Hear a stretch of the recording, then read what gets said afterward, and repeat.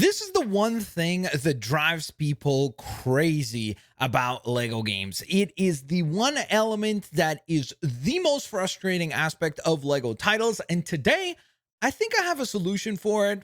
So let's go on ahead and talk about it. How much more can you stink? So if you've ever played a Lego game, you know that most of them can be divided into pretty much two sections. You have the campaign, and then you have the post game, or at least most people approach it in that order. You go through the main campaign, which is pretty self-explanatory. That's your story. And then you're going to get the post game, which is usually structured as an open world section, or as it is called within the Lego community, the hub world sections. The first part is generally speaking pretty fun, with the exception of a few game-breaking bugs every now and again, like Lego Star Wars The Skywalker Saga Maz Kanata's Castle.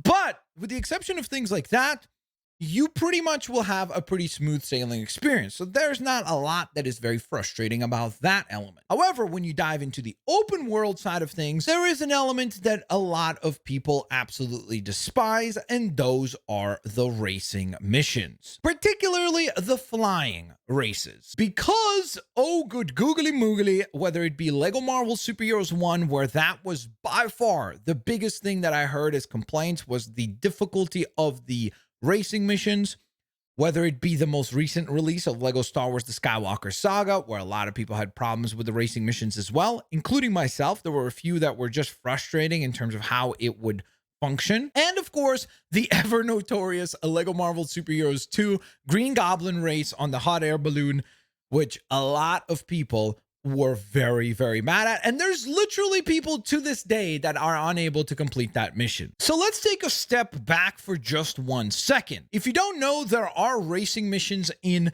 Lego games. And basically the way that they're typically structured is that you have to get from point A to point B within a certain time.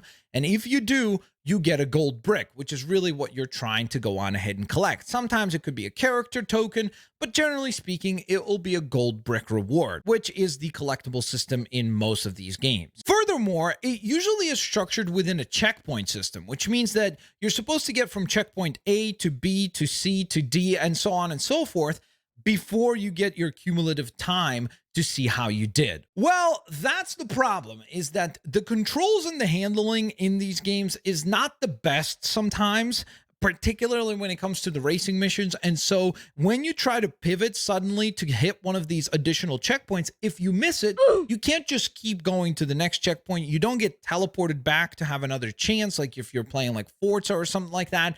You just have to turn around and hope and pray that you can make it back to that checkpoint and to the next one before your timer expires, basically nullifying all of your progress to that point. I really don't understand it. That can get incredibly frustrating, particularly in a game where the handling is not the best. So what's the solution? Well, it's pretty simple. A red power brick that goes on ahead and pauses the timer for the checkpoints. I actually don't know how this is not a thing to this point. You do have red power bricks in the game that are always there, that every game that has come out for Lego since I believe Lego Batman 2 has had red power bricks. And if you don't know what those are, they're basically like the cheat code system within the game that is built into the game. So it's kind of like not encouraged cheating. It includes elements of cheating, I suppose, because it does have like stud multipliers and stud magnets and things like that, which allow you to complete the game easier. I don't understand why they can't just make something that is essentially going to freeze the timer on the racing missions, allowing people to complete them successfully, easily, if they get incredibly frustrated. I think that that's the perfect solution to this very, very nagging problem, because it has been a problem for quite a while now, and it consistently seems to be a problem. So either fixing the controls, which I don't know how difficult that would be considering it's been a consistent issue all throughout Lego games as a whole, or much simpler solution, in my opinion, is just make an item that is purchasable so that people can go on ahead and spend whatever it is, 1 million studs in game to buy that power brick. It freezes the racing time and away you go, mission complete. It is no problem whatsoever. Let me know what you guys think about this pitch, about this idea. Should this be something that is included going forward in any Lego title? Let me know down in the comment section below. I hope you guys enjoyed today's video. If you did, please don't forget to hit the thumbs up button, subscribe. I will hopefully catch you guys here on the next one. Peace out. See you laters, alligators. Bye-bye, guys. There's no risk if you don't try at anything, so I'ma just keep buying everything. See you in the next life, have to be a better me. I don't think that my head's on straight, gotta flip it and grip it and go and get an x-ray. What's wrong with me? I just feel weight pushing on my chest and it squeezes till I suffocate. Better change my mindset, meditate. It's pretty cool that I'm alive and have better days. I could walk, see, hear, I should celebrate. Think I could change my mind.